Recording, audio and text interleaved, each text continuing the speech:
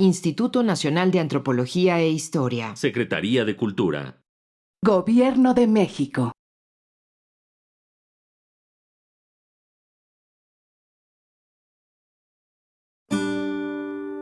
Su sustancia está hecha de evocación, recuerdo, rememoración y de lo que toma del porvenir.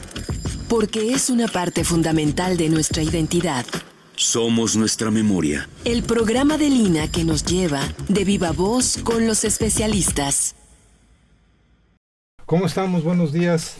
Esto es Radio INA, transmitiendo desde sus instalaciones en el segundo piso de Córdoba 45, Colonia Roma, Alcaldía Cuauhtémoc, la Ciudad de México. La Secretaría de Cultura y el Instituto Nacional de Antropología e Historia les invitan a acompañarnos a una emisión más de la serie Somos Nuestra Memoria. Es un gusto que estén con nosotros y es un gusto porque, como dicen en los clásicos y en algunas bromas, hoy el INA tiene presupuesto. Tuvimos presupuesto y logramos invitar. Vamos a estar a la limón y más que una entrevista va a ser una charla. Vamos a platicar con Patricio, que por segundo apellido primer apellido tiene Monero. Exacto. Pero ahorita vamos a descubrir su verdadera identidad, cual Bruce Wayne, Bruno Díaz para los mexicanos.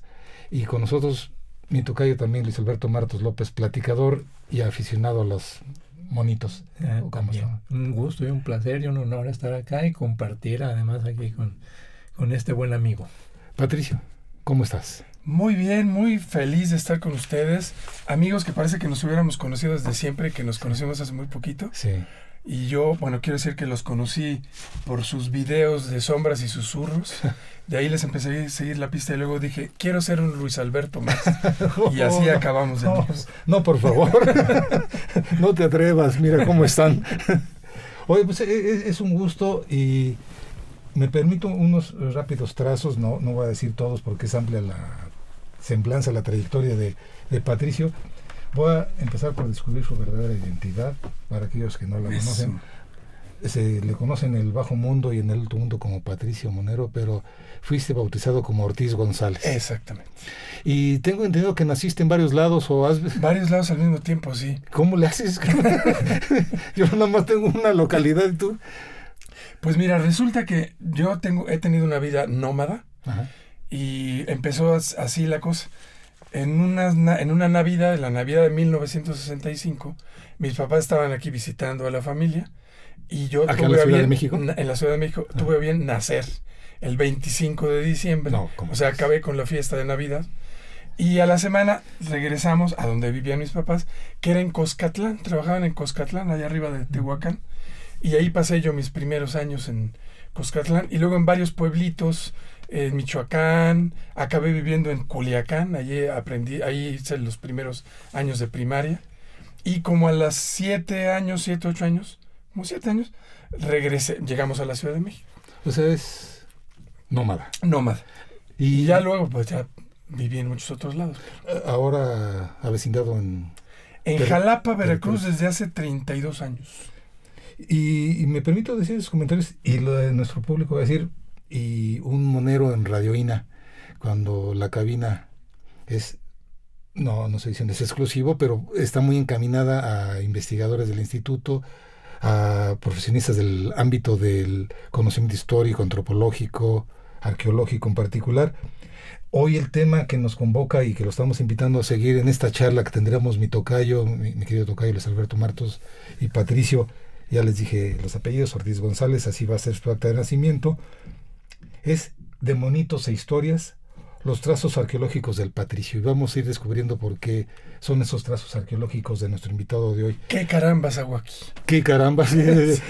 Antes de que te vayas desilusionado, oye, estudiaste y en una entrevista que leí que te hicieron dijiste que esto... Jóvenes, muchachos mexicanos, internacionales, porque nuestro programa se escucha a nivel internacional, no le hagan caso, es un caso excepcional. No lo hagan en casa.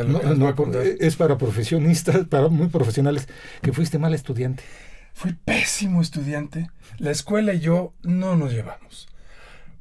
Lo único que hice yo desde primero de primaria, que afortunadamente siempre fui en escuelas públicas, o sea, quería decir grupos de 60 niños, era dibujar. Entonces yo llegaba a la escuela con mi cuaderno de dibujo, mis colores, mis lápices.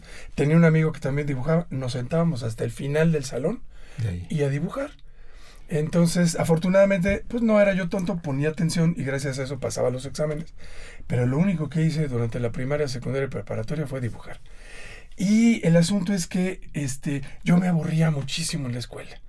Y entonces, pues no me gustaba, no me iba muy bien.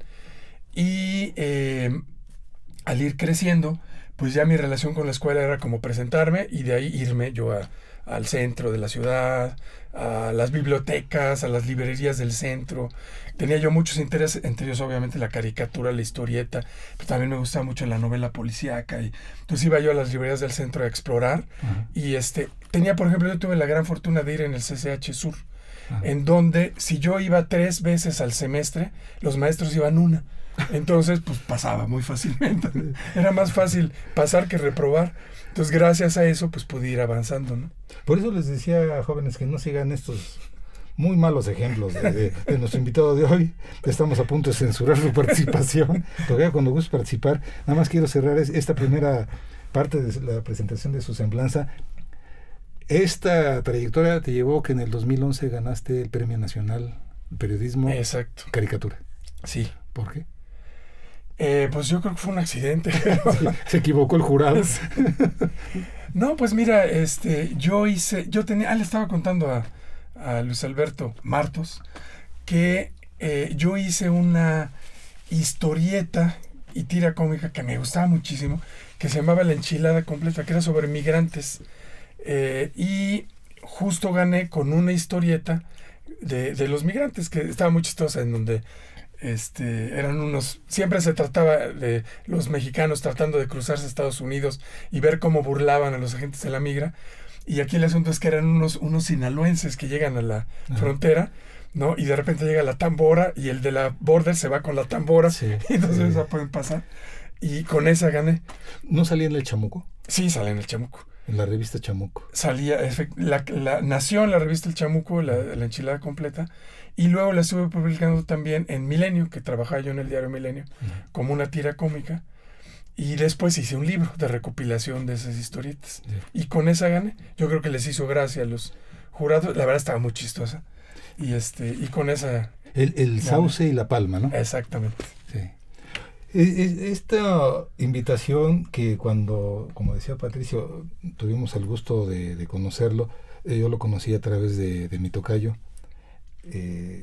fue esta capacidad que se tiene para divulgar, para dar a conocer el conocimiento.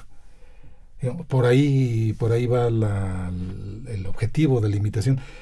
Porque los especialistas pues estamos capacitados para ser especialistas en esa área del conocimiento, y en general yo creo que en general no siempre hay gente que sea capaz de dar a conocer a todo el mundo un conocimiento. Antes de entrar acá estábamos platicando con Patricio, con Aldo de la producción de Radioína, acerca de esta cómo le hacíamos de niños para el conocimiento. Y en general hay un aburrimiento para la historia. Entonces, cuando nos damos cuenta, y es a través de mi tocayo, que tú te has metido cosas de historia, que esas ahorita las retomamos. ¿Algún comentario, tocayo? No, pues tienes toda la razón, ¿no? Generalmente yo sufrí la primaria, así como tú, ¿no? Era estudiante en la primaria, era como de media tabla, pues nunca sobresalí demasiado. Era una escuela particular, pero sumamente estricta. Y también como tú, por eso me identifico tanto, me fugaba con mis dibujos, ¿no? Cuando se me hacía árida la clase, también me ponía yo a hacer caricaturas y dibujos, ¿no? Y en la secundaria también llegué a hacer cómics ahí, porque siempre me gustó, pero siempre vi que era una forma, bueno, a mí desde muy chico me regalaban libros y cosas así, pero también me fascinaron las caricaturas, ¿no? Y era una forma de aprender, ¿no? Me acuerdo mucho el Asterix, por supuesto, ¿no? O Lucky Luke, ¿no? Y Goshin y Uderzo. Y Snagut también, Isnogut, el emir, sí, era, y bueno, y luego empecé a conocer otras, ¿no? Conocí a Ríos, por ejemplo, yo desde muy niño. Cayó en mis manos ese México a través de los Popolo colocas, y aunque no es propiamente exclusivamente historia, porque refleja mucho, por ejemplo, ahí refleja lo de México 68 con estos militares, los soldados mexicas que les pone casco de granaderos, sí. y hace cosas así, y te van contando situaciones cotidianas de la vida actual de ese México, pero en época prehispánica, ¿no? Se quejan ahí, se sube una trajinera, y me acuerdo, ¿no? Y se empieza a quejar la señora, van apretadísimos, y bajo en el islote, y dice, ya me pasó, que no sé qué. Como si fueras en un sí, exacto. Bueno, en ese entonces eran autobuses, ¿no? Sí. Y entonces, son uno, y siempre andan jugando carreras, y ¿qué onda te cama? Dice el lanchero, ¿no? A ver quién llega primero al otro islote, ¿no? Y empiezan, te reflejaba eso, pero de repente en ciertos apartados te ponen, ¿no? Que el misterio de los mayas. Y entonces y a mí me apasionaba todo eso, siempre me gustó la historia, ¿no? Pero creo que es un muy buen camino, porque cuando yo estudié letras, lo primero que me dijeron en la primera clase fue: bienvenidos a Lengua y Literatura Hispánica. Si están aquí es porque la vacuna contra la literatura que les ponen en la escuela no funcionó. ¿Sí? Y también te lo hacen con la historia. Claro, convierten la historia en nombres y en fechas que tienes que aprender, y con la literatura son estilos y nombres, y ya está, ¿no? Y realmente no hacen, y son temas apasionantes. Entonces por eso me gusta mucho lo que hace Patricio. Él tuvo a bien regalarme, y yo ya conocí algunas de sus cosas, pero me trajo los libros estos, y que ya hablaremos de ellos, y la verdad muy padres, ¿no? Es una muy buena forma de llegarle al público, además con tanta competencia ahora con los medios que hay, ¿no? Pues en el internet, tan solo el celular y demás, yo creo que es una muy buena alternativa también a la gente, y yo creo que le sigue gustando la caricatura. Muchos memes son caricaturas, ¿no? Ahora, si me permiten, de lo que están mencionando, me gustaría retomar algo, porque ustedes lo están manejando, digamos, desde la perspectiva de, vuelvo a decir, muy malos alumnos, qué pena que lo reconozcan en público, va a quedar grabado para la posteridad. Pero lo mío no era ningún secreto, Se me nota desde que... pero esta... La forma que ustedes tienen de comunicar sus conocimientos, yo parto y no pido que compartan mi visión, pero no es necesario, como en cualquier comunicación, que del otro lado yo tenga un decodificador, porque cualquier mensaje, vamos a decirlo, si se hace una caricatura como lo que es tu especialidad, te has puesto a hacer lo que en México se le llama los monitos, que son historietas, son personajes, como decía mi tocayo, recordemos a los Picapiedra. Los Picapiedra viven en la prehistoria, conviven con dinosaurios, lo cual obviamente rigor científico no existió, eso no pasó, pero están viviendo situaciones de acá. Pero para poder transmitir ese conocimiento, y en general la caricatura y los monitos que tú haces, Patricio, son crítica. Para poder hacer esa crítica yo necesito tener un código semejante a lo que tú estás diciendo. No puedo hacer un entendimiento completo de una caricatura rusa. Me faltan partes del código. Uh-huh. Tienes como monero que hacer un código que sea entendible para mucha gente. ¿O estoy equivocado? No, sí. Por ejemplo, la caricatura política, pues... Sí, normalmente el contexto te lo da el medio. La caricatura la publicas en una revista, en un periódico, y entiendes que quien está acercándose pues es alguien que lee el periódico y sabe quién es el presidente o el secretario o la noticia, ¿no? Sí. Y seguramente si sacas tú de contexto esa caricatura y se la das no a alguien ni siquiera de otro país, sino a alguien que no está al tanto de la política, pues no la va a entender, ¿no? Entonces sí, efectivamente. Ahora, evidentemente depende del tipo de trabajo que haces. Por ejemplo, la caricatura, hablando de la caricatura política, es un medio muy sintético, en donde ahí sintetizas mucha información. Si nos vamos a lo otro, que es los libros, por ejemplo, que estoy haciendo, ahí tú das la información, ¿no? Entonces ya el mismo caricatura o el mismo chiste tiene el contexto necesario para que la gente entienda lo que estás haciendo. Y en una de esas, la caricatura política está muy coyuntural, muy en el momento. Exactamente. O sea, podemos ver las caricaturas que hacían de Francisco y Madero, de Victoriano Huerta estaba un poco difícil por la situación, cómo se comportaba el señor Victoriano, pero a Madero lo caricaturizaron de una forma a veces hasta cruel, dice uno. O sea, la caricatura, pero aún las podemos disfrutar. Eso, la Sí. caricatura se vuelve atemporal. Sí, fíjate que esa es una de las cosas que me llevó a una especie como de crisis profesional y por lo que empecé a hacer los libros, que yo pues, ya llevaba muchísimo tiempo.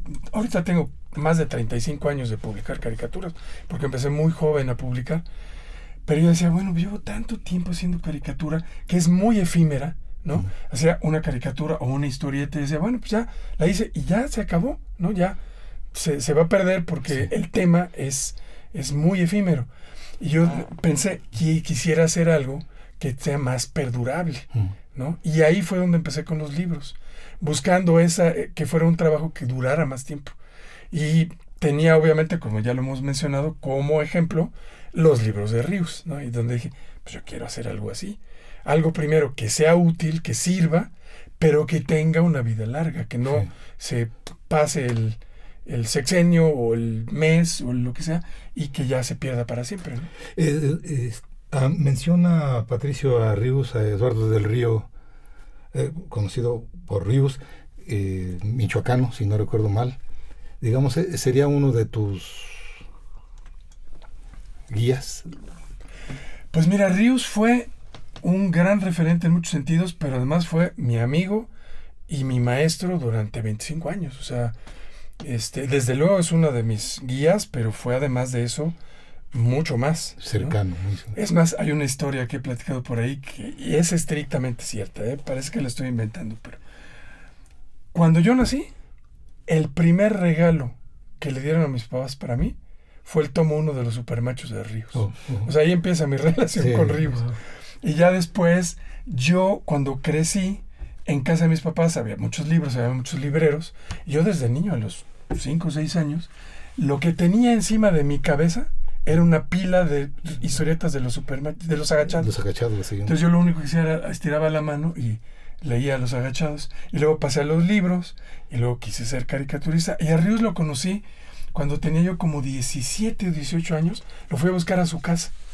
Y yo ya hacía caricaturas, las vio, me invitó a una exposición. Y ya después, donde empieza ya la relación muy fuerte, fue en el 94 cuando empezó la revista El Chahuistle. Que me invitaron. Yo ya conocí a Ríos, ya era yo alumno del Fisgón, muy amigo de Helguera, y ellos dos me invitan a la revista, y ahí empecé a trabajar ya con Ríos, pues, quincenalmente durante añísimos. ¿El Chamuco ya había salido? No, el Chamuco es posterior al Chahuistle. Primero Chahuistle y después Chamuco. Chahuistle, sí. Y ahí, bueno, pues fue una relación de trabajo y de amistad que duró hasta que murió Ríos. Yo sacaba cuentas, fueron como 25 años. Y mencionas también el Fisgón, Rafael Barajas, es otro también muy, muy cercano. Pues él fue, influencia. Es muy amigo mío, pero él fue mi maestro de caricatura formal. O sea, entré a un taller con él de caricatura que iba a durar 3 semanas y acabó durando 3 años. Un taller, la verdad, increíble. Y sí tuve la suerte de tener una formación profesional como caricaturista con él, que además pues él nos contactó con todos los otros caricaturistas. Por él conocía a Naranjo, por él conocía a Leo Flores, conocía a Palomo, a todos los caricaturistas de la jornada, y él hasta los invitaba a que nos dieran, a ver, ahora aquí está Naranjo y les va a explicar esto, ¿no? Y entonces pues conocí historia de la caricatura, mecanismos del humor, leímos a Freud, para entender cómo funcionaba el humor, y pues fue una cosa increíble. Y esto que estás mencionando ahora de que leyeron a Freud y que fue algo formal, hace rato lo decía en broma, no sigan el ejemplo de estos que están aquí, jóvenes que están aquí conmigo en este programa, porque se puede entender la expresión no fui buen alumno, es bajo esas circunstancias, pero resulta que al final de cuentas tenemos un doctor titular de la Dirección de Estudios Arqueológicos, mi tocayo Martos, que ha estudiado letras hispánicas, y tenemos a Patricio, que ha ganado incluso hasta como bien dijo hace rato, por error no había más, y en lugar de declararlo de cierto, por accidente, pues que se lo den, pues ya táchenle el nombre que le iban a poner, pónganle Patricio, y ya le dieron el Premio Nacional de Periodismo. Requiere pues una formación, o sea, sí requiere una habilidad, requiere un interés, pero requiere también una formación. Sí. Y además, igual, otra vez desde mi perspectiva, díganme si estoy mal, pero en un libro, en un cuento, en una narración, y sobre todo en algo tan visual como una caricatura, se subrayan cosas, se resalta parte de la realidad. Es algo que tú quieres dar a conocer, y la caricatura, es más, hasta en México la expresión caricatura es eso, ¿no? Es que lo caricaturizaste, exageraste un rasgo, ¿no? O ridiculizar un rasgo. Sí. Pues a mí me llama la atención, hay caricaturas, por ejemplo, en el sureste, es muy común los periódicos del sureste. La caricatura incluso política no es tanto de humor, bueno, en las que muchas que he visto en muchas ocasiones, obviamente hay excepciones, ¿no? Pero en general lo que hacen es, en vez de hacer un comentario o poner al personaje político en cierta actitud, simplemente lo dibujan como una caricatura y enfatizan todos esos rasgos y esa es la caricatura, o sea, la pura figura del personaje, y eso ya causa humor a la gente, el verlo así, ¿no? O exagerado en ciertos rasgos o ridiculizados en otros sin tener que ponerle nada, no ponen nada, o sea, es el dibujo per se, ¿no? Y ya eso causa humor, pues, ¿no? Fíjate que hay una historia que cuento que creo que ilustra esto que dices de que si se necesita formación o no.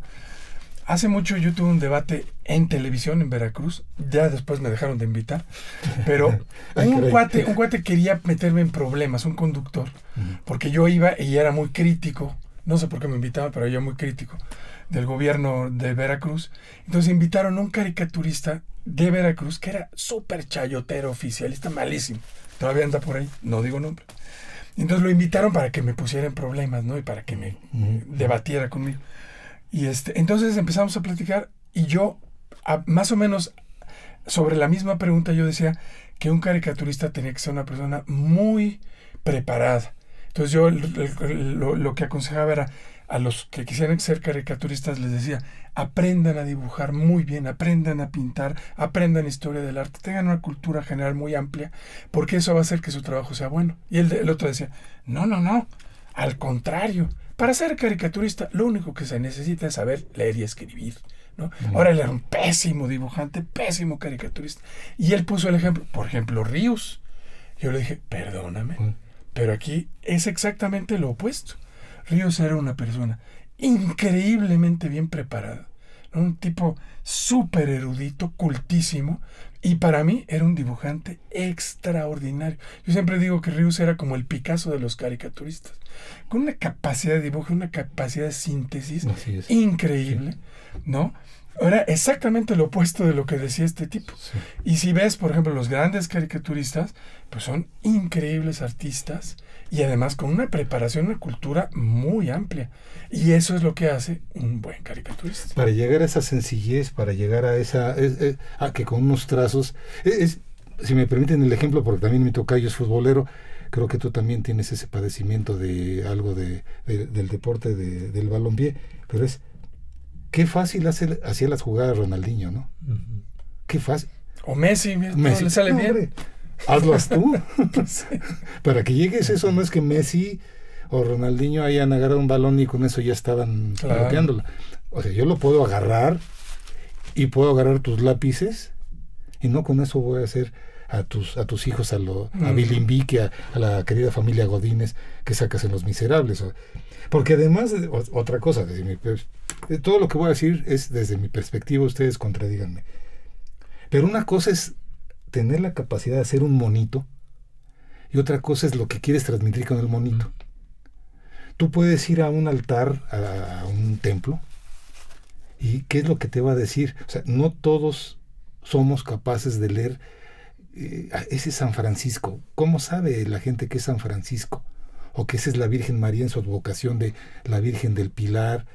¿Cómo se puede saber? Eso es lo que me refiero con los códigos. O sea, y un monero, y además en México se decía monitos, es así como, pues hacer unos trazos y poner unos palotes y ya con eso ya tengo...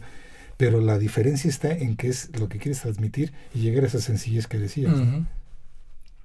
Después de todo esto, bueno, no vamos a hablar de la historia de la caricatura, pero 130 años más o menos es lo que se calcula que tiene la historia de la caricatura a nivel mundial, con ejemplos principalmente en Estados Unidos, pero si nos vamos a lo que son, yo me gustaría decir la diferencia entre lo que es Estados Unidos, lo que es el gran mundo de la producción norteamericana, pues hay un contraste.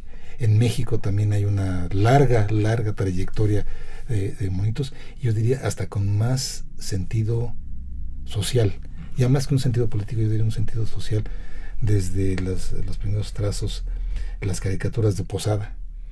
Y un poco antes, ¿no? Toca, hay un tiempo de México en el siglo XIX, creo que ya aparecen también algunos dibujos, sobre todo, yo me acuerdo de algunos que recurren a Napoleón III y a personajes de esa época del siglo XIX. Oye, pero yo me voy a ir y aquí tiene que ver con sus temas de estudio, que hace tiempo, esta es otra historia que me puede llevar todo el programa contándoles cómo estuvo la cosa, pero una vez di un curso sobre historia del cómic en Campeche y no sabía yo nada de historia del cómic, pero bueno, lo di, y en el transcurso de la investigación me acordé de una revista que había leído, creo que era de National Geographic, que yo dije, o sea, la historia de la historieta y de la narrativa gráfica empieza con el comienzo de los seres humanos.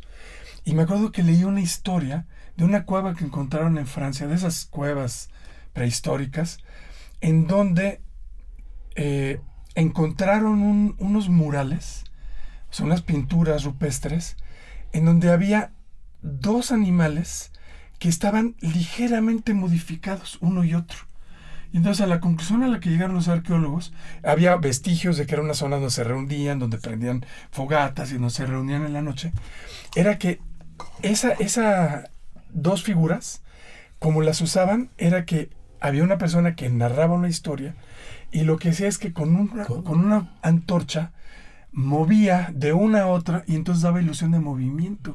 O sea, era un dibujo animado que ayudaba a la narración de la historia, ¿no? Pues eso es. O sea, la historia en realidad de la caricatura, del cómic, de la narrativa gráfica, viene desde siempre, ¿no? Entonces, o sea, poner una fecha como de que empezó en ese momento del siglo XIX, en realidad no. Nos ha acompañado. Es una forma de expresión que viene con el ser humano. Pues ve las imágenes de las cuevas, el dibujo, pues es un dibujo muy humorístico, ¿no? Muy caricaturesco, muy sintético, muy bonito, pero entonces pues viene desde... Sí, no soy un especialista, ¿no? Yo que trabajo arte rupestre allá en Argentina, hay unos dibujos de una ingenuidad que son graciosos, de verdad. Sí.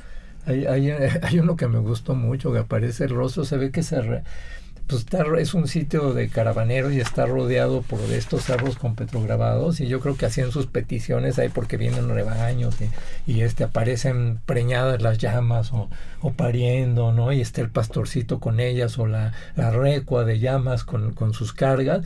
Hay uno que me gustó mucho que es son 2 rostros de un hombre y una mujer tan simpáticos, y al lado hay una llamita, ¿no? Como en su corralito, como que están pidiendo a ellos y su rebaño, pero se me hizo muy humano y justamente se me hizo una caricatura, parecía sacado de un cómic. Y a lo mejor era el cuate que dijo, mira, a ver, voy a dibujar a mi compadre. Sí, también, y a su esposa. Mira, ahí estás. Que ese es un chiste recurrente. Hace rato que antes de entrar al aire, estaban hablando de lo de los viajes en el tiempo. Y es algo muy recurrente de que llega alguien a ver unos grabados, unos glifos egipcios, y dice, aquí dice que muere el América y vive el Atlas, ¿no? O sea, es un chiste recurrente que a la primera lo puedes leer, y es una graciosada que pusieron los egipcios hace 3,000 años, ¿no? Me refería a digamos, el inicio, digamos, como formal e histórico, o sea, ya concebido y puesto en medios de comunicación masivo, lo del fines del siglo XIX, pero en México también tenemos, como decía, una tradición muy larga, enorme. Sí. Dentro de todos estos caricaturistas a nivel mundial y nacional, que tú digas, para mí son de lo mejor y que me han marcado, ¿quién podría decir? Los tengo muy claros. Mira, internacionales, yo creo que el primero es Fontana Rosa, argentino. Quino también, Quino desde luego lo leí muchísimo. Es más, el primer premio que yo gané de caricatura fue dibujando a Mafalda. Había la editorial de Mafalda hizo un concurso que se llamaba Todo Mafalda, algo así. Sí, y era una convocatoria para dibujar una tira nueva de Mafalda. Uh-huh. Y yo iba en primero o segundo en el CCH, la dibujé y gané el concurso. Uh-huh. Y me gané una máquina de escribir, ese fue el premio. Y fíjate que me encontré la tira, ahí la tengo. Hace poquito me la encontré. Y bueno, definitivamente ellos dos. Uh-huh.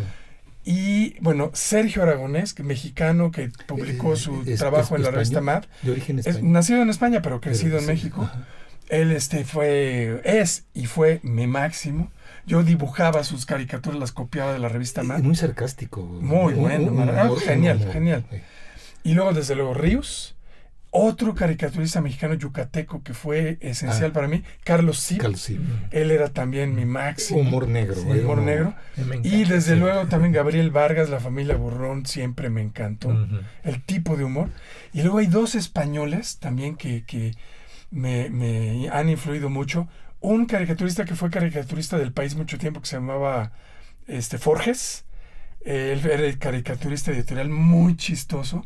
Y luego un historietista, yo lo conocí por Ríos, que una vez me regaló revistas del Jueves, de la revista española del Jueves, y yo ahí leí las revistas de Iva, se llamaba. Nunca me he reído tanto como con esas historietas, y con él cambié mi forma de hacer historieta, con ese caricaturista Iva. Entonces yo creo que por ahí van las... Y bueno, un caricaturista que influyó a todo mundo, que yo conocí por Ríos, que era un caricaturista rumano llamado... Ahorita se me fue el nombre, al ratito me acuerdo. Uh-huh. Pero él fue el que influyó a todos. Ríos fue caricaturista por él, por todo mundo. Uh-huh. Muy famoso, al ratito me acuerdo. Pero bueno, esas son como mis influencias principales. ¿El rumano dónde publicaba? ¿Dónde publicaba quién? Pues en todos lados. Él hizo libros, muchísimos libros. Él era como diseñador. El Alzheimer ahorita me está pegando duro y se me olvidó el nombre. Pero él era artista, era caricaturista, diseñador, dibujante, pintor. Estamos llegando a la mitad de esta emisión. Recordamos que en esta ocasión contamos con la presencia del caricaturista Patricio Monero y conversamos acerca de monitos e historias, los trazos Saúl Steinberg. Saúl Steinberg. Que era el papá de todo mundo, de la caricatura moderna. Los trazos arqueológicos de Patricio. Y en esta primera parte de esta emisión, la idea, digamos, era, quizá por mala formación, era poner como un contexto de quién es nuestro invitado, que no necesita mucho rollo de presentación, pero sí era para que todos nuestros escuchas, que insisto, es a nivel, no nada más de México, sino a nivel internacional, supieran por dónde va y cómo fuiste llegando a ello, cómo fuiste llegando a ser monero.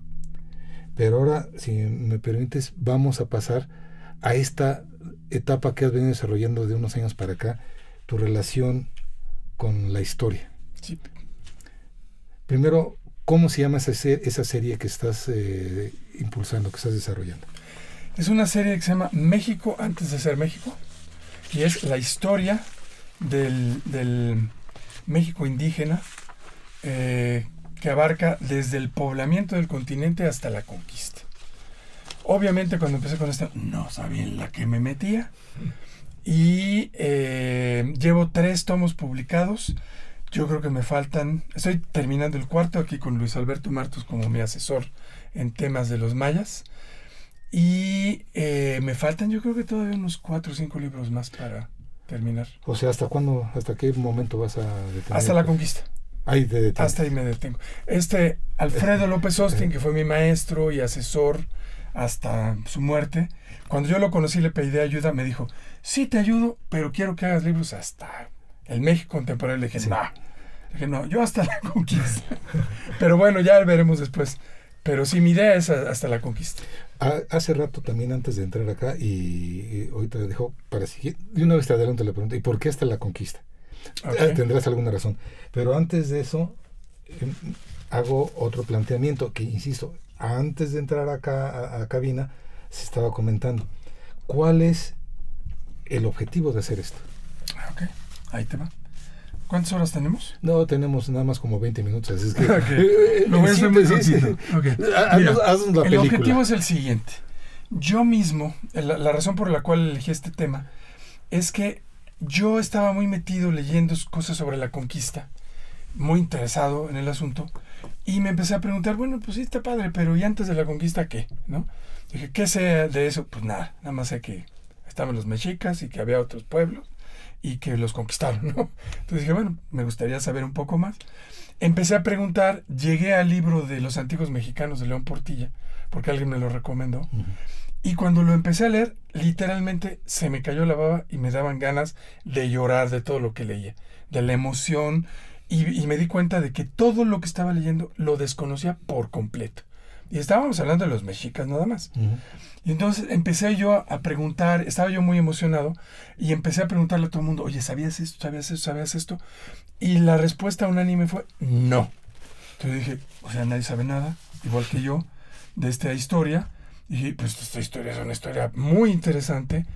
Y yo te digo que estaba en una crisis profesional, que dije, quiero pasar de la caricatura diaria o efímero, política y esto, hacer algo que sea más duradero y más útil socialmente, ¿no? Entonces Ríos vivía todavía y yo dije, pues quiero hacerlo como que lo que hizo Ríos.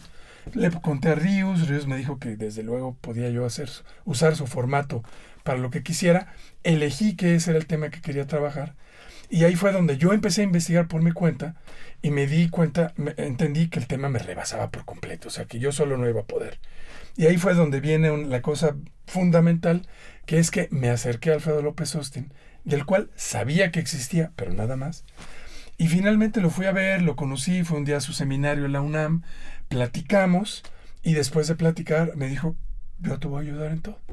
Y él ya empezó a asesorarme, gracias a él pude definir un poco cómo iba a ser el proyecto, y empecé ya a estudiar en serio, ¿no? Bajo su guía, leyendo ya cosas más específicas.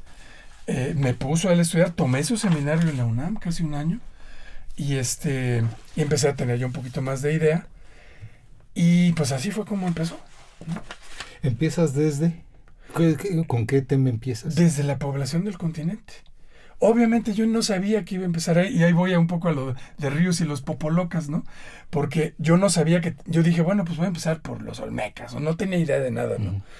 Entonces, en un momento dado, ya leyendo un poco y estudiando, dije, no, pero pues tengo que explicar cómo se pobló el continente, de lo cual yo no sabía nada.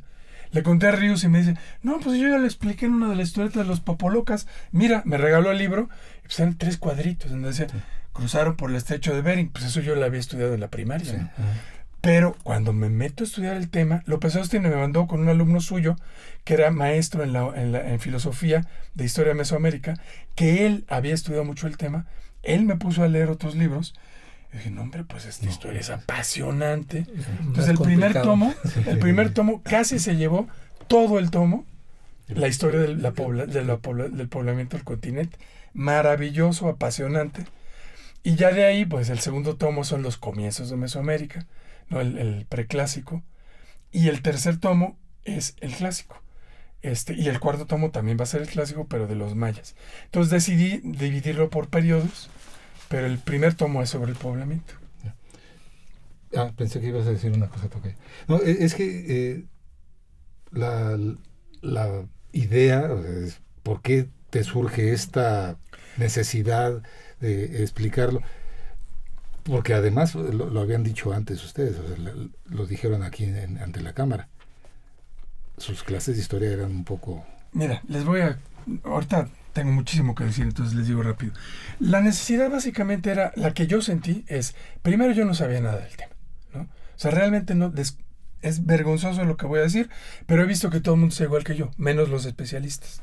Cuando empecé a estudiar el asunto, yo no tenía idea de la temporalidad de las culturas. O sea, para mí cuando llegaron los españoles llegaron y pues aquí estaban los mexicas, los olmecas andaban por allá abajo, los zapotecas, los mexicas, los teotihuacanos, ahí andaban todos. No tenía idea de cuándo habían surgido unas culturas y cuándo habían desaparecido, ni cómo se habían relacionado. Bueno, con esto les digo todo, porque es una cosa que yo siempre hago cuando hago presentaciones, desde primarias hasta universidades, ¿eh? O sea, todo el mundo está igual. Y lo que les pregunto es, a ver, muchachos, quiero que me digan qué es Mesoamérica. Nadie sabe, ni los maestros. En la normal fue, ni los maestros saben lo que es eso. Bueno, así está todo. La historia del México indígena, de las culturas mesoamericanas, solo los especialistas tienen una idea. Nosotros, el público en general, en la primaria te enseñan 2 páginas, te llevan, si te va bien, al museo, y nadie tiene la más remota idea. Y por eso dije, bueno, esta historia me parece muy importante y la quiero contar a la manera en que no nos la cuentan en la escuela. De manera interesante, divertida, humorística y con información seria y confiable, ¿no? Que eso es un poquito la diferencia que yo marco de los libros de Ríos. Ríos se informaba, hacía sus libros y era él mismo lo decía, ¿no? Mis libros son para principiantes. Sí. Y yo dije, yo sí necesito asesoría especializada porque el tema yo solo no puedo, o sea, no lo puedo manejar, ¿no? En esa vía de pensamiento, tocayo, a ti te lo pregunto ya como especialista, ¿qué sentido tiene? O sea, me queda claro por dónde va la propuesta de Patricio, pero ¿qué sentido tiene para la gente saber de historia? Pues, híjole, tocayo, pues es parte... bueno, es uno de los elementos que definen la identidad, ¿no? O sea, es territorio, ¿sí? Lengua y una historia compartida, ¿no? Y algo más importante que yo agrego es la conciencia sobre esa historia. No es nada más saber, hay fechas y lugares y nombres de próceres y ya, como pues muchas veces ha sido la tendencia, ¿no? Que hemos tenido o hemos padecido a veces en las escuelas, ¿no? Es entender procesos, entender qué camino hemos seguido hasta llegar a lo que ahora somos, ¿no? Eso te permite entender mucho de tu situación actual, ¿no? Y hacia dónde quieres ir y hacia dónde quieres venir. Y además nuestra historia es lo que nos hace distintos a otros, ¿no? Nuestra historia es muy distinta a la de Canadá, por ejemplo, ¿no? O a la de España o a la de otros lugares, ¿no? Tenemos pautas, momentos en común. Hay coincidencias, obviamente, ¿no? En algunos momentos, pero en general, pues es eso, es un poco saber, pues quién eres, ¿no? De dónde vienes, hacia dónde vas, ¿no? ¿Por qué te comportas de ciertas formas? Por ejemplo, lo que platicamos al principio, ¿por qué somos un pueblo que tiene humor? ¿Sí? Y todo lo ve así, ¿no? Desde la propia muerte de Posada y todo el burlarte, toda esa que es una forma de catarsis, ¿no? El afrontar y aceptar con humor las cosas. O sea, si ves con humor las cosas, pues es más fácil aceptarlas de alguna forma, ¿no? Pero yo creo que es eso, yo creo que es una gran deficiencia que tenemos, que no sabemos mucho de nuestra historia, de nuestro pasado, y la verdad es lamentable. No solo pasa aquí, en Canadá también, yo que tuve la oportunidad de andar por allá una vez, ahí en la ciudad en la que estaba, y es una ciudad de 100 años, ¿no? Y les pregunté ahí a los estudiantes en la universidad, en un curso andaba hablando del calendario maya y quise demostrarles la diferencia entre la cuenta larga y la rueda de los catunes. Y a ver, por ejemplo, ¿cuándo fundó Pandócil la misión aquí? Nadie supo, o sea, no sabían. Y son 100 años. Sí, nadie, y es una ciudad que tiene 100 años, no sabían, ¿no? Entonces dices, o sea, ¿cómo va a ser? O sea, no solo es algo que nos aqueja en este país, o sea, es algo en general que sucede, y yo creo que es muy importante. Vi un programa una vez, hasta se volvió viral, ¿no? De que un concurso ahí de preguntas en España y los jóvenes no sabían de la guerra civil, sí, ¿no? Y es verdaderamente lamentable, ¿no? Entonces, yo creo que es muy importante, y como lo está, yo tuve ya el privilegio de leer los libros de Patricio, y ahorita también tengo el honor de estarlo asesorando en lo que puedo para de los mayas, y la verdad, pues es un trabajal, tocayo, la gente no se imagina, es leer todo lo que hay, la mayoría de lo que hay, además asimilarlo tú, entenderlo, y luego ponerlo en palabras no para científicos, como escribimos los arqueólogos, que lo hemos comentado muchas veces, es ponerlo en un lenguaje claro, sencillo, que agrade a la gente, que la gente lo pueda entender, que lo viva, y además no solo eso, con humor, ¿no? Porque tiene sus viñetitas, sus dibujos y todo, y aparte como que el humor te mete, no sé, si hablas de los olmecas y ves ahí el dibujo que puso, lo asocias, ¿no? a la parte humorística, y se te queda más grabado todavía. Mira, la gente no le gusta la historia porque no la conoce. Yo he tenido la oportunidad pues alguna vez daba visitas guiadas también ahí de cuando empecé en este negocio, joven, me tocó pues familias, así llega llegaba la señora con el mandil, era nada más de casa, y llegaban con los hijitos, les dimos una visita en Tlatelolco, y pues yo con palabras sencillas les expliqué, salieron fascinados, ¿no? Y eso te emociona, o sea, porque a la gente dice, es que yo soy ignorante, yo no sé, no. O sea, no hay ignorancia aquí. Cada quien tiene su propia experiencia de su vida, de su pueblo, de su ciudad. O sea, cada uno es experto en lo que ha vivido. Entonces no puedes decir somos ignorantes. Pero el gusto por estos temas, pues simplemente es de que se los sepas dar y se los cuentes. Es saber cómo narrar una historia. Punto, ¿no? Juan Villoro me comentaba, ¿no? Antes de hacer los programas que hizo de arqueología, pues él tenía también, es una persona preparada, tenía conocimientos generales, pero profundizó en los temas y se apasionó. Tú recordarás que en su columna del periódico, ya mientras hizo los programas, de todos los lugares donde andaba empezó a escribir, porque se apasionó, porque se fue a lo hondo de estos temas, y dijo, es algo que yo desconocía. ¿No? Y entonces yo creo que simplemente que la gente sepa, sí, un poco, y es sintetizarle la información, ponérselas de una forma atractiva, una forma agradable y entendible, y lo van a aprender. Yo creo que sí hay cosas que debiéramos saber todos, ¿no? O sea, en general, no solo los especialistas, como digo Patricio. Con ese objetivo. Levantaste la mano, pensé que quería decir una cosa. Sí, quería decir una cosa. Que sí, una cosa que yo platico mucho cuando voy a las universidades o las escuelas en general, es justamente esto que no estoy descubriendo más bien estoy descubriendo el hilo negro, pero que sí este asunto de la identidad es algo que sigue muy presente, que está lleno de contradicciones de las cuales ni siquiera nos damos cuenta, ¿no? Entonces, por ejemplo, si ves, esto ya lo aprendí, la currícula escolar, ¿no? Sí. Cuando todos los temarios de historia son de historia de México, o sea, después de la independencia, desde la independencia para acá. ¿Qué pasó antes? A nadie le importa, porque eso no era México, ¿no? Entonces nosotros nos hemos enfocado en estudiar la historia de México, y además mal, ¿no? Eso es lo que enseñan en la escuela. Y es como, o sea, sí somos un país pluricultural, y los indígenas estamos muy orgullosos porque somos un país mestizo, pero nada más estudiamos la historia de México porque somos mexicanos, y la historia de los indígenas pues le corresponde a los indígenas, que ahí andan, y es su historia, pero no la estudiamos porque no somos nosotros, pero sí somos un país mestizo, o sea, una mezcla ahí muy rara que no acabamos de definir. Y yo lo que les digo, oigan, la historia de México son 200 y pico de años, y cuando hablamos no de la historia desde el poblamiento, sino la historia de Mesoamérica, son más de 3,000 años. Sí. Y es una historia riquísima, que además ahí están los sitios, y muchas veces ahí están las culturas, ahí están los pueblos, siguen vivos y siguen las lenguas. Entonces es como, si tú las conoces y dices, bueno, si eso yo también soy, incluso hasta físicamente, pues la ampliación de tu propia identidad y la enriquecimiento de tu identidad cultural, pues es enorme, ¿no? Entonces, si dejamos de ceñirnos nada más a que yo soy mexicano de 200 años para acá, y nos abrimos a esto que está en nuestro territorio, que está en nuestra historia y hasta en nuestro ADN, pues lo que ganamos en riqueza cultural es increíble. Entonces, un poquito es esta la idea, ¿no? De decir, eso somos también, esta historia somos. Sí, o sea, pero muchas veces, discúlpenme la insistencia sobre ello, por eso fue, digamos, como provocador el comentario, y me da gusto que lo hayan tomado así con pasión, porque la identidad se puede buscar por otro lado, por la camiseta de la selección nacional, o ir a gritar el 15 de septiembre ¡Viva México!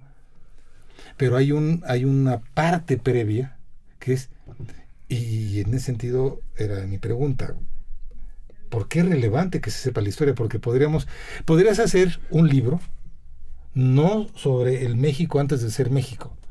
Podrías hacer un libro con monitos, con tu calidad, con tu conocimiento, pero en lugar de que estuviera siendo asesorado por mi tocayo, el doctor Luis Alberto Martos López, podría estar siendo asesorado por otro especialista en una materia como el fútbol, o en otro tipo de menesteres. Ahí te va.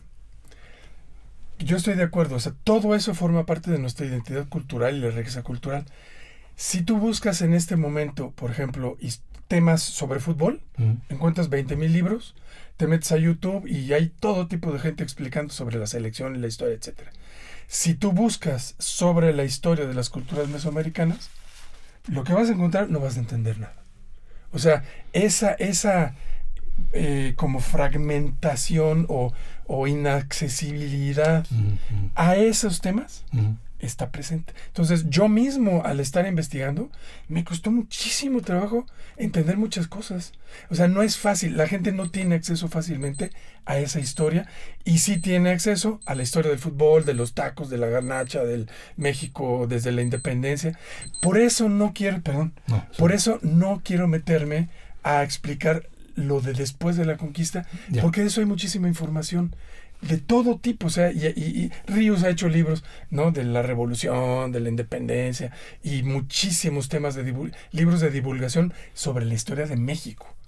Pero de lo de antes no es fácil entrar a esa historia. Sí. No es lo mismo. Hay una pregunta, digamos, que la redacté de forma, digamos, un poco soberbia, quizá rebuscado. La voy a plantear de esa manera para los minutos que nos quedan y poder cerrar, para que nos repitas los nombres de tu obra y más o menos cuándo piensas terminar. La pregunta es, ¿cuál es la relevancia? Y eso se lo hago a los dos. ¿Cuál es la relevancia de fusionar el discurso histórico con el quehacer de divulgación en caricatura? Porque puede ser divulgarlo con palabras, pero la caricatura implica un modo muy específico. Yo le cedo la palabra a tu tocayo para que cuando él explique yo entienda la pregunta. Adelante, tocayo. Te agradezco. No, mira, tocayo, un problema que tenemos también en México es la falta de lectura. O sea, no mucha gente lee o está aficionada a leer, ¿no? O si lee son párrafos cortos en el celular, así. Si tú ves, incluso te llega por WhatsApp un mensaje muy largo, ya ni lo lees el primer párrafo y ya está. Entonces tenemos también ese problema de la lectura. Entonces, por ejemplo, como dice Patricio, para la historia del siglo XIX, independencia, todavía hasta novela histórica, tú sabes, ¿no? La época colonial, incluso también hay novelas que versan sobre esas épocas y demás, pero de época prehispánica no hay tantas, ¿no? Una que otra, ¿no? Y pero es más fácil que la gente, lo que Patricio está haciendo es, como te digo, de una forma muy fácil, ¿sí? Son temas que él desarrolla y condensa en párrafos cortos, vamos, la gente no se asusta, la gente cuando ve un libro grueso y con muchas letras se espanta. En cambio aquí tú ves textos cortos y además reforzados con la imagen, es lo que te decía, ¿no? Tú sabes, a nivel mental no recuerdo, creo que lo que haces y lo que dices o lo que lees se te queda un 20%, lo que lees y comentas se te queda un 40%, yo no recuerdo exactamente los porcentajes, pero lo que lees y ves se queda más, o sea, y aquí es la imagen vinculada con el texto. Entonces es una forma de ayudar y es atractivo. La gente se anima más a leer cuando ve que hay texto, pero que también hay figuras. Y que hay chistes también. Se te graban las cosas, ¿no? Con una broma se te graba. Y se te facilita más la lectura. Entonces yo creo que es una forma, sí, muy inteligente de llegarle a la gente, y que la gente, de ahí ¿qué pasa? Que la gente al rato se va a motivar y a lo mejor empieza a buscar cosas ya no solo de caricaturas, sino a ver, me gustó este tema, voy a ver qué hay sobre el tema, ¿no? Así empieza, ¿no? Hay no sé si han leído ¿cómo se llama? Como una novela, creo que me parece, de Penac. Es un libro que precisamente trata sobre esto, la falta de lectura de la gente, ¿no? Y cuenta el caso de un maestro que es maestro de literatura. Y entonces llega el cuate y entonces, vamos, yo soy maestro de literatura, vamos a empezar. Y entonces todos sacan hojas, no, guarden las hojas, no van a necesitar, no vamos a tomar notas, no van a tomar notas, ¿no? Nada más apaguen sus teléfonos, todo, y tranquilos. Saca un libro que es el del perfume. Y empieza a leer y entonces te levanta la mano y todo, no, guarda tus notas, no tienes que anotar nada, no, entonces ¿qué hago? Solo escucha. Y una chava, ¿no cree que ya estamos grandecitos para que nos lea? No. Si a las 3 hojas crees que estás grandecita para que te lea, entonces me dices y buscamos otra forma. Bueno, se empiezan a aprender ¿no? Empiezan a oír y acaba la hora de clase y no se quieren ir los chavos porque están aprendiendo. Ya sabes que es muy descriptivo ese libro, es vivas las imágenes, ¿no? Lo hueles. El niño gronil. Entonces dice él, de ahí se siguen con otro y con otro y todo el curso se lo va pasando leyendo los libros. Entonces dice que llega un momento, dice, la regla es no pedirles nada que un examen, de qué crees, no, nada, tú déjalos, y los solitos empiezan. Cuando están leyendo Jekyll y Mr. Hyde, una chava, oye, es cierto que dicen que la parte de Mr. Jekyll es el propio autor que está doblando, y entonces ya otro chavo, sí, es que es la época victoriana, y en la época victoriana habría mucha represión, mucha moral, y entonces de una forma cómo quisiera ser el autor y cómo tienes que ser realmente, y cómo sabes tú, pues porque ya uno está leyendo. Entonces solo se empiezan acaba el curso y los chavos dicen, bueno, ya acabó su curso, pero estamos bien. ¿Quieren más? No, Pues sí, pero además claro. dices, pero ¿y ahora cómo vamos a cubrir el curso? Ya lo cubrieron, pero es que teníamos que ver realismo. ¿Se acuerdan tal novela y tal novela y tal novela? Eso es realismo. Vieron cómo todo se pinta, cómo es la vida. Sí, y también tenemos que ver tal cosa. Pues así habían cubierto, y de ahí hace lectores, pues, ¿no? Entonces yo creo que es un gran estímulo para empezar un libro del estilo de los que está haciendo Patricio, porque estimula a la gente, ¿sí? Poco texto, digerido de alguna forma, la información muy bien presentada, muy bien digerida, muy amena. Son libros que te lees pero de corrido, ¿no? Yo sí no tardas nada. Y aparte, como dice Patricio, con los dibujos que va ilustrando, sí, también te pone dibujos serios, ¿no? De repente tal Estela y aparece el personaje y todo, pero también con las bromas, ¿no? Que va los comentarios a veces mordaces, eso, y todo eso se le va quedando a la gente, y eso yo estoy seguro que va a servir como un estímulo y te va a motivar a querer saber más del tema. Entonces yo creo que es la importancia, Tocayo. Y yo simplemente para concluir esto, espero haber entendido la pregunta, es que y espero entender la respuesta. Yo digo que los educadores, maestros y maestras, obviamente, divulgadores, creo que lo principal es lo que tenemos que hacer es despertar interés. No se trata de dar información que se aprenda de memoria, sino despertar interés, ¿no? De todo lo que hacemos, lo que contamos, de los temas que tratamos, porque una vez que se despierta el interés, ya la persona que está leyendo, recibiendo eso, ya está por su cuenta, hará el resto del trabajo, ¿no? Pero solo por interés. Y yo creo que qué mejor manera de despertar interés que con humor. Y es algo que mencionábamos antes de entrar acá, lo voy a decir en público, porque resulta que a mí también me pasó. Nombre del último virrey español aquí en México. Es lo único que me acuerdo de la historia, de mis clases de historia en la primaria, Don Juan o Don Ojú. Y está ahí en el castillo de Chapultepec, en el salón de los virreyes, es el último antes de la salida, ahí está Don Juan de Don Ojú, que tuvo bien firmar el acta de hasta aquí llegó España. Exacto, él fue el que capituló ya la corona española. Y ¿por qué se te grabó? Por el nombre, nada más. Pero lo que te contaba, que ahorita estoy haciendo una investigación sobre el Veracruz por una novela que estoy escribiendo que tiene que ver con la historia de Veracruz, pero leí toda la historia de lo que está pasando en Veracruz, apasionante. No me acuerdo de nada de eso de la primaria porque no me lo dijeron. Lo único que importaba era aprenderse cuál era el nombre del virrey, la fecha, y ya. Y pues fue lo único que se me quedó por el nombre. Sí. Pero la historia es maravillosa. Si me hubieran contado todo lo que pasó, pues hubiera estado más padre el curso de historia. Los otros virreyes tenían nombres más españoles, y tenía un nombre afrancesado. ¿Cómo es el Don Juan? Don Juan de Don Pues Juan. nunca se te olvida, ¿no? Y además es como nombre de novela, sí. ¿verdad? Bueno, y Alejandro es para Dumas. hacer una novela, porque además él después de firmar al poco tiempo muere, y la que le viene todo es la pobre mujer.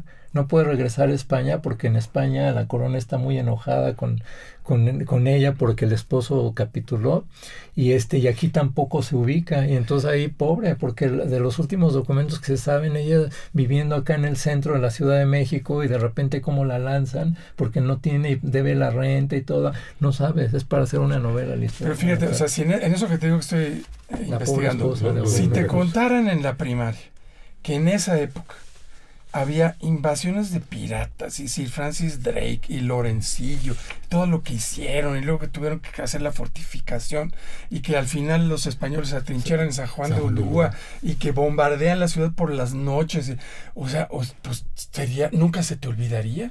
Si hay piratas de por medio, nunca lo olvidarías.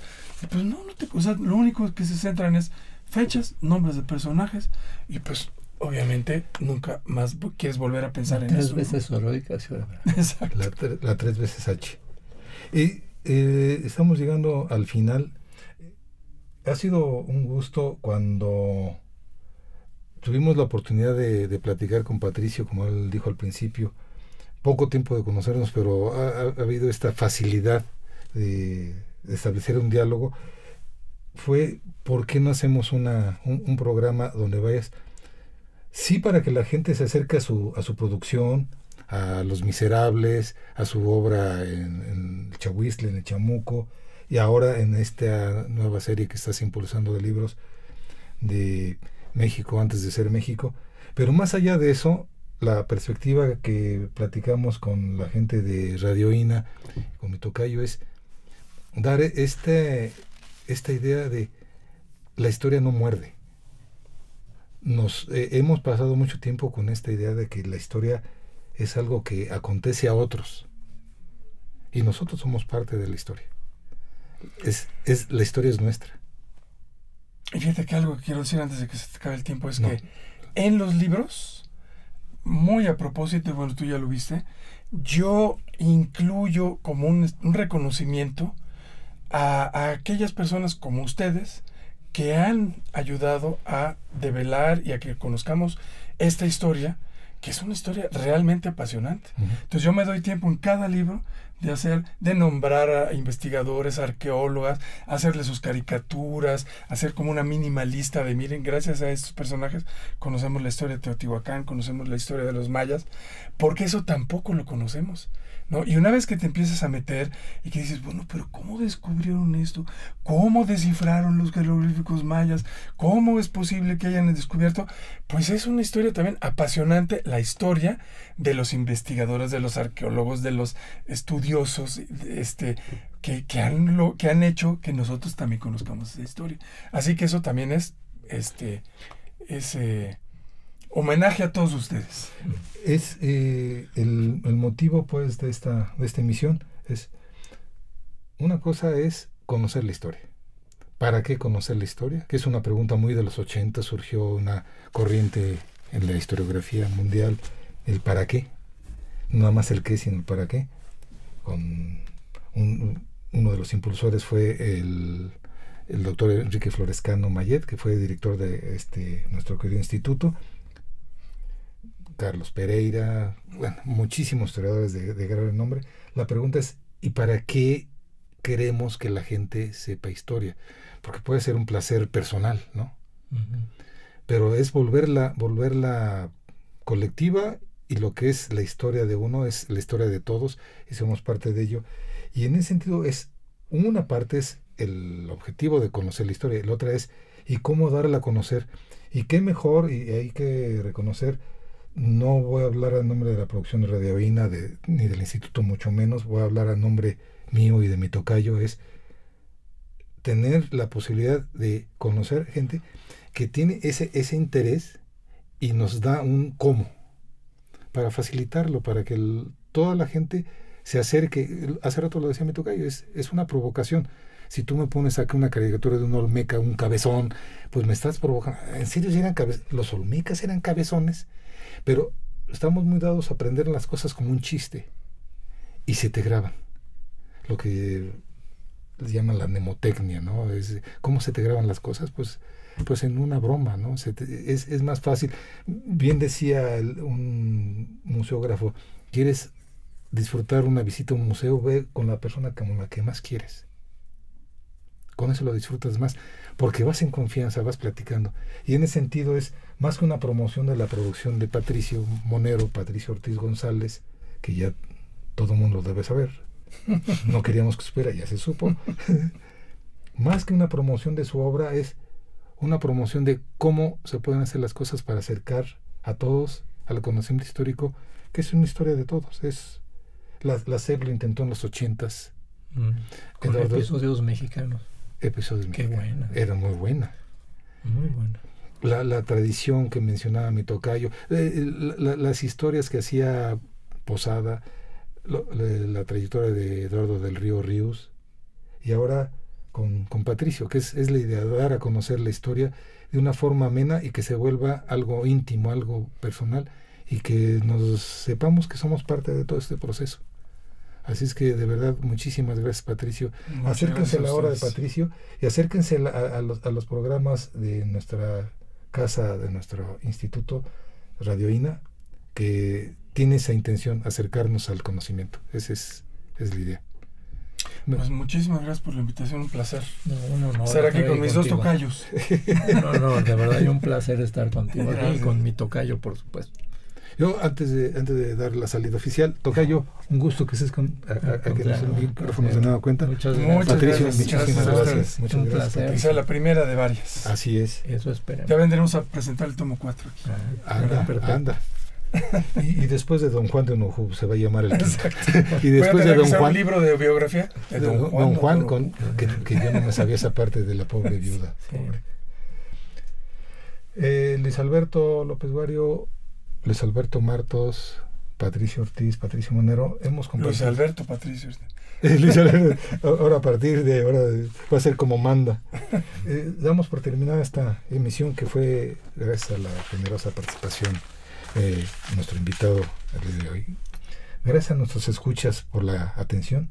Les sugerimos que consulten más de la producción del instituto a través de las distintas plataformas digitales YouTube y Spotify.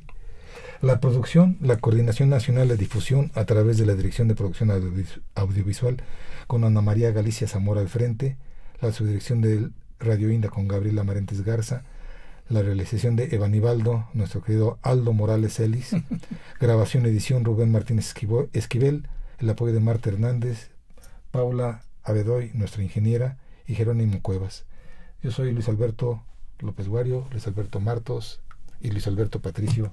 Nos despedimos de ustedes. Hasta la próxima. Mucho gusto. Las opiniones y comentarios aquí expresados son de entera responsabilidad de quienes proporcionan la información y no representan necesariamente las opiniones de Radio INA ni comprometen el pensamiento editorial del Instituto Nacional de Antropología e Historia. Instituto Nacional de Antropología e Historia. Secretaría de Cultura. Gobierno de México.